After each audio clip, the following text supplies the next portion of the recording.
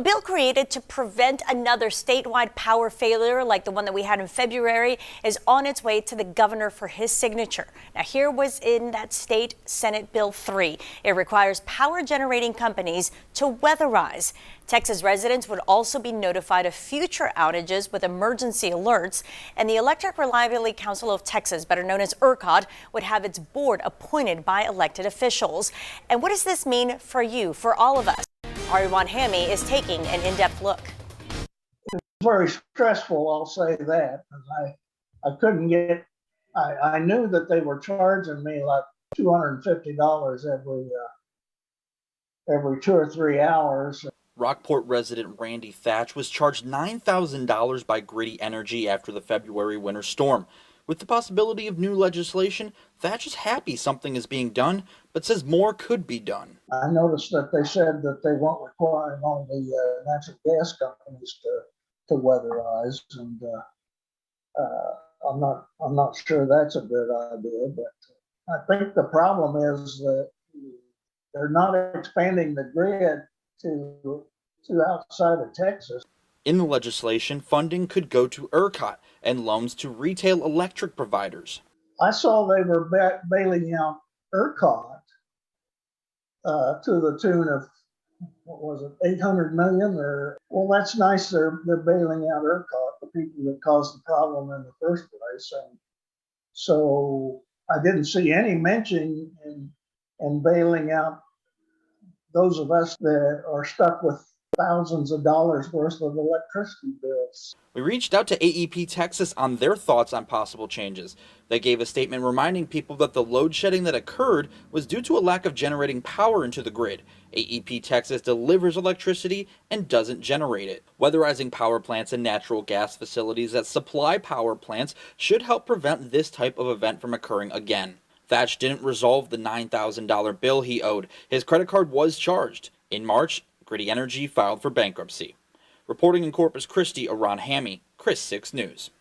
And the February statewide outage claims dozens of lives. At least 151 people died directly or indirectly because of that outage. More than 4.5 million homes and businesses were left without power. Those outages, as you know, lasted for days, and it led to shortages of food, water, and even heat.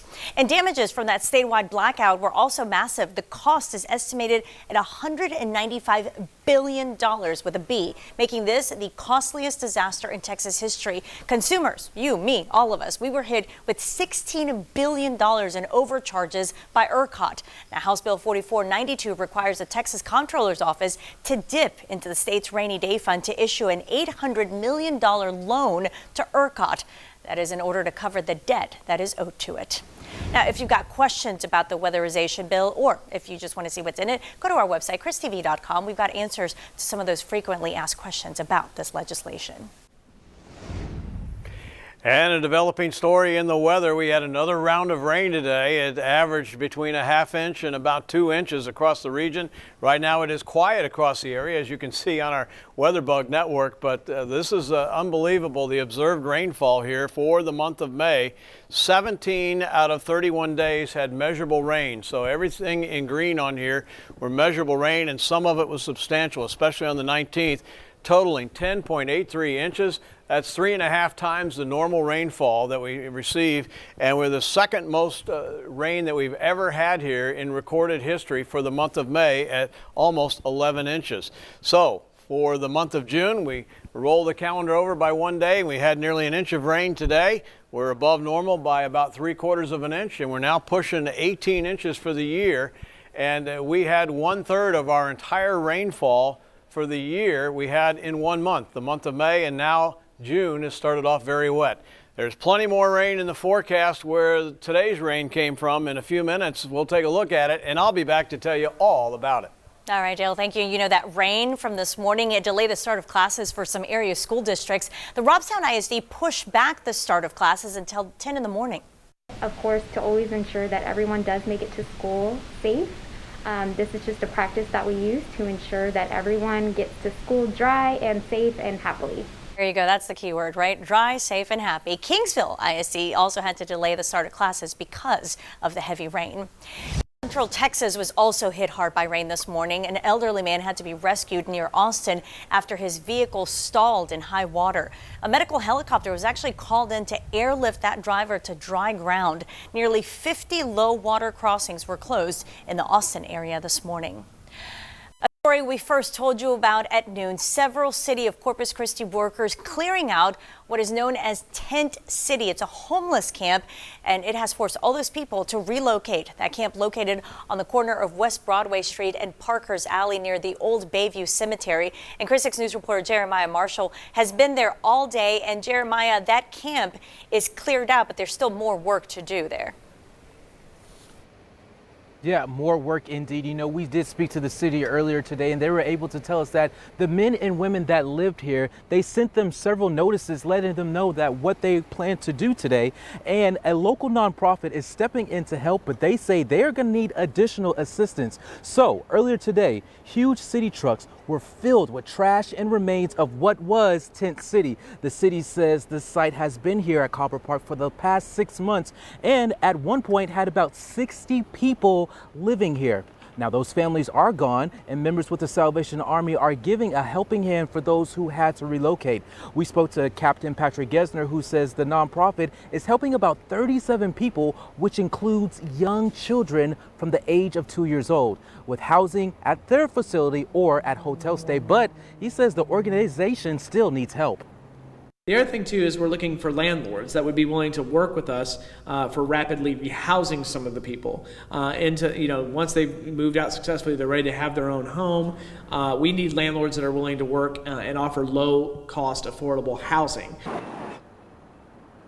Now, the city also says the park will be closed indefinitely and a gate will be installed in the upcoming days. Now, if you would like to help the Salvation Army, you can do so with any type of donation at their Josephine Administrative Office. Reporting here at West Broadway Street, Jeremiah Marshall, Chris 6 News. Katia. All right, Jeremiah, thank you. Some tragic news. This is so awful to listen to this. This is what happened today. A 5-year-old boy was killed this afternoon when a car that he was in was involved in a head-on collision near Del Mar College, the West Campus. Investigators say the boy's mom was headed south on Old Brownsville Road around 2 o'clock today when an SUV headed in the opposite direction went into her lane. The 5-year-old was taken to Driscoll Children's Hospital where he died. Mom is in critical condition. The 36-year-old man who was driving the other car was hurt, but police say that male driver could face charges. It's not known why he went into that southbound lane. The crash did shut down the Old Brownsville and Airport Road intersection for about 2 hours. And a man driving near Labonte Park ran off the access road and drove his truck right into the Nueces River. He was holding on to his sinking truck when some passing motorists actually pulled him from that river. The driver was taken to the hospital to be checked out. The truck went under completely. Fortunately, no one else was inside of it.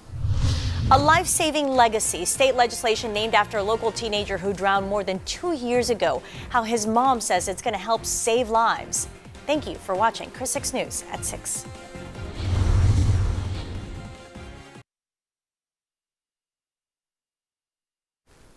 The death of King High School student Jasani Smith in April of 2019 inspired his mom to work to prevent other tragedies like that one from happening again.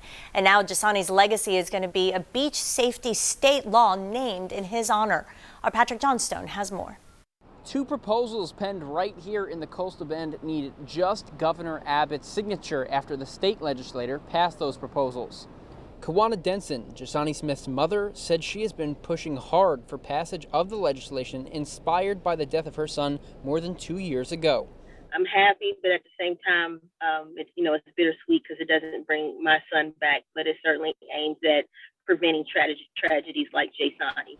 House Bill 3807, the Jasani Smith Act, would require cities, counties, and the Parks and Wildlife Department to add signs and lifeguards to both sides of every pier, jetty, and structure that extends into the Gulf of Mexico. It was worked out quite a bit with a lot of the governmental entities. It went through a lot of steps. Everybody had input. State Representative Todd Hunter was the one who proposed the Jasani Smith Act, as well as a proposal to designate the month of April as Beach Safety and Rip Current Awareness Month in Texas. And the greatest thing it does is it saves lives. Representative Hunter expects the governor to sign the legislation sometime this month. Denson said if it gets passed, she hopes other states will follow Texas's lead in passing similar legislation. We, of course, would be the model for other states to do the same thing to improve their safety on their public beaches. If the proposals pass, the added signage and lifeguards from the Jasani Smith Act will be in place from Memorial Day until Labor Day. Reporting from Corpus Christi, Patrick Johnstone, Chris 6 News.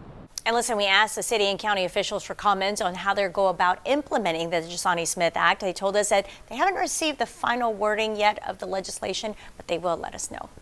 And getting your COVID-19 vaccine just keeps getting easier and easier. It's as simple as riding the bus. We'll explain coming up after the break.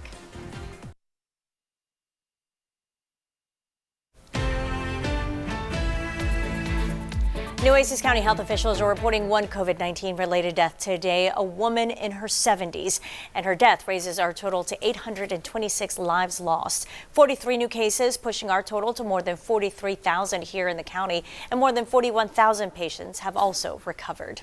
Starting tomorrow, you're going to be able to get a COVID-19 vaccine while you wait for the RTA bus. The Corpus Christi Regional Transportation Authority has teamed up with the Nueces County Public Health District to give its riders access to the Pfizer, Moderna, and the Johnson & Johnson vaccines. The shots will be available at RTA transfer stations tomorrow and Thursday, and then again the same days next week. We are working very hard at RTA to provide a safe and clean environment for our bus riders. We welcome anyone to come and ride our buses. The City County Health Department is going to also give you a free bus token if you get a vaccine at any of those transfer stations. The first clinic is happening tomorrow at the Staple Street station. And the state is now going to be offering a weekly COVID-19 vaccine clinic right here in Nueces County. It's going to be held, it's going to be held in Rockport starting tomorrow and every Wednesday at 400 Enterprise Boulevard, Suite B, which is near the intersection of Pearl Street. The clinic runs from 10 in the morning until 2 p.m. Anyone who's 12 years old or older can get the vaccine. Now, your Chris 6 weather forecast with Chief Meteorologist Dale Nelson. Hi, everybody. Well, it rained again today, particularly this morning, and now it's cleared off. It's beautiful outside. We had a rain-cooled low of 68 degrees, way below normal. Afternoon high 83, normal is 90, and we picked up nearly an inch of rain today. And again, that was common. Marcia Green Ziegler up in Sinton had 1.6, and it rained about a similar value on the south side of town, according to Mr. Garza there. But again, it was a widespread rain that came through, but it's gone now. You can see on our WeatherBug camera across the bay there, beautiful blue skies and a few clouds, but very quiet, with a light wind at 5 miles an hour and 82 degrees. Tonight's low temperatures drop into the 70s across the region. It'll be great if you're going to be out and about walking the dog. Looks fine if you can deal with the mosquitoes, but 86 on the high here tomorrow with 89 in George West and some showers developing in the inland areas. Why are the winds so light? We've actually had a weak front come into the area. It's about to dissipate. It's not going to push on through. There's tomorrow's rain. It's firing up off the Sierra Madre right now and then further back into northeast Mexico there, southeast of El Paso. And again, we have a very tropical air flowing into this low, causing storminess across the Louisiana Delta there and on into the Arklatex, but not for us. That's going to pass us to the east, and that front again will wash out along the coast and our winds will return. But we have this upper level low out to the west. It's still coming. It's going to weaken as it comes through, but it's going to result in a rainy weather pattern for the rest of this week, with rain in the forecast all the way into Saturday. And here's why. With that upper level low, you have pockets of instability. That's where the air is doing this in the mid and upper levels of the atmosphere. So tomorrow afternoon we get some instability near Corpus Christi, and then again on Thursday, but it really comes in with this low moving out of Mexico on into late Friday night and early Saturday. That pushes through by Saturday morning, and then a little residual moisture and instability comes through in the afternoon, and then we start to dry out here on Sunday. So Sunday looks like the best day of the weekend right now, but we're still not going to be rain-free. And to top it all off, late tonight after midnight and into Wednesday, the severe outlook has us, a Storm Prediction Center, in a marginal risk of severe weather. So some of these storms could be on the heavy side and be big rain producers once again. This is for tonight and tomorrow, but I expect the activity to stay isolated and not widespread like it was this morning when it came through. So 7 o'clock in the morning looks pretty quiet. There's the isolated showers developing tomorrow afternoon and into tomorrow evening, and then things start to get pretty heavy here on the Thursday morning and again on Thursday late morning and into the afternoon hours. So showers and thunderstorms abound, isolated tomorrow, picking up Thursday, Friday, and into Saturday. Rainfall potential through Thursday looks like about 1.5 inches for us, 2 inches in some spots.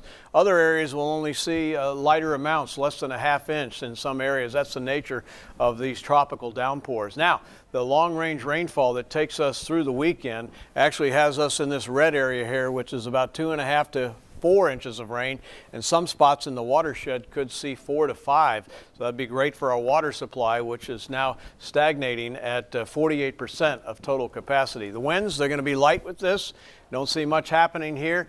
Not even a light breeze here tomorrow afternoon. That's all we're going to muster out of this. So that means the cap has blown off the atmosphere, so we are unstable when we have these light winds like this. Big change from when we had all of that rain, all those dry conditions across the region. Here's the beach forecast, and it looks like this. 83 degrees, low rip current risk, so it looks good on the beach outside of thunder showers. And the forecast, 86 with isolated showers here tomorrow, likely rain on Thursday and Friday, back to isolated then by the time we get to Saturday, ending on Sunday. That's a look at the forecast. All right, thanks, Al. Listen, if you live in an apartment, don't be surprised if you're suddenly hit with a huge rent hike. Up next, some advice on what you can do about it. This is the Rebound Coastal Bend, brought to you by Conviva. Visit us at convivacarecenters.com. Listen, while many people are still struggling because of the pandemic, some landlords are hitting them with higher rent. Consumer reporter John Mattery